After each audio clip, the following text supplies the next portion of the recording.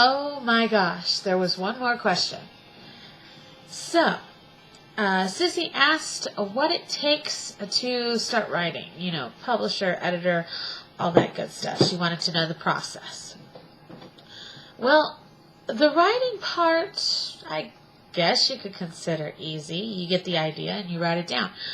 But there's a lot more that goes into that. If you decide to write a series, you don't have to, but I strongly urge you to outline the entire series. You know, the general characters you want, general names that you're thinking of, and trust me, these will change. You know, I have some books, names, characters that are nothing like how I originally planned it out. But this gives you a really good jumping off point. Publisher, I don't have a publisher. I'm self-published, independently published. We're called indie published. So I'm not sure what goes into trying to track down a publisher, but I'm told it's kind of hard. What you do need, you need an editor. Or if you're very, very lucky like me, you find an incredible group of women who help you edit your books until you're able to afford a proper editor. Thank you, ladies. You know who you are. And I will say these ladies are simply incredible because my grammar is awful. I know the basics, but due to an accident from when I was a kid that left a little bit of damage in my brain, I have a hard time retaining certain rules, coming with grammar and even some with math as well. You know, basic stuff I have down, thank goodness. So I have an editor, but I didn't have her until the death. Before that, my street team, believe it or not, were the ones who were not only beta reading, but they were also sending me back edits saying, here, fix this, fix this, fix this. So that's, you know, why a lot of my books weren't perfect, especially in the beginning. If you want to be a writer, you also need a proofreader. Because as good as your editor is going to be, you can have the best editor in the world, which I personally do. Thank you, Helene. Your editor, he or she is not going to catch every single thing. Come on, we've all seen errors in regular printed books. They're there. Nobody's going to have it perfect. So a proofreader actually helps to catch those things before you go to publish. Once again, there's no book that's going to go out perfect.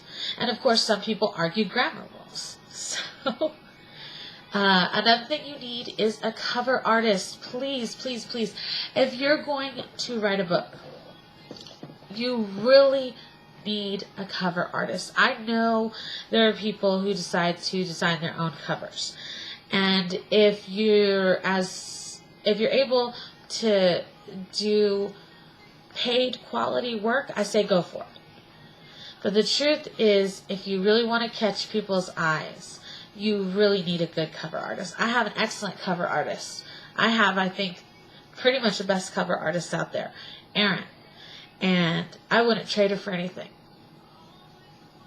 It doesn't matter to me. I've had people send me mock-ups of covers they thought I should use. Even some who were trying to get me, who were trying to say, oh, you could pay less with me. It don't matter. Erin has my loyalty. She's incredible, she's talented, and she's a friend. And that's the thing. If you work with somebody, like you with your editor and your proofreader, your cover artist, all of them, you need to be friends. Because that's your support system. It's always good to have beta readers. You want to try to find readers who are attracted to the genre that you write. Because, let's be honest, I don't really read 50 Shades of Grey. So I'm not going to beta read something that's 50 Shades of Grey. But if I have, a fellow author come to me and say, hey, Lola, can you take a look at this real quick? I just want you to check the flow. Tell me if you think anything's missing. And say it's a Western romance. It could even be modern. No problem. Because we're friends And we do that for each other. But also, you're going to want to look for beta readers who are very objective. I can be objective as well, but as a friend, I'm also going to be nice. You need a street team. A street team is really just a fancy name of a group of readers that you've got together who help you pimp out your book. Okay, they share it. They let people know. Sometimes they're your beta readers, like in my case. My street team, which is filled with such incredible ladies.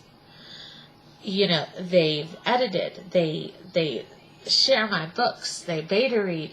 They help me toss around ideas. Like literally the other day, me and one of the members of my street team, we were tossing back and forth a couple ideas, and she gave me some inspiration of which could end up flowing into 3 or 4 different books. So, you need support. If you're going to write, you can't be alone. Nobody can write standing alone. I mean, everybody needs some type of support. So really that's what you're looking for. If you're looking to write a book, a publisher would be nice, but you can always self-publish. I recommend it. I enjoy the fact that I get to have complete control over my covers, my edits, and all of that. I get to have control. That's the best part of being an indie published. But you definitely need editor, proofreader, cover artist. You need a street team, and you need beta readers. And you need the support system. And, support from home would be really nice. But as long as you have good friends who are there for you, that's all you need. And a good story. Don't forget the outline. Toodles.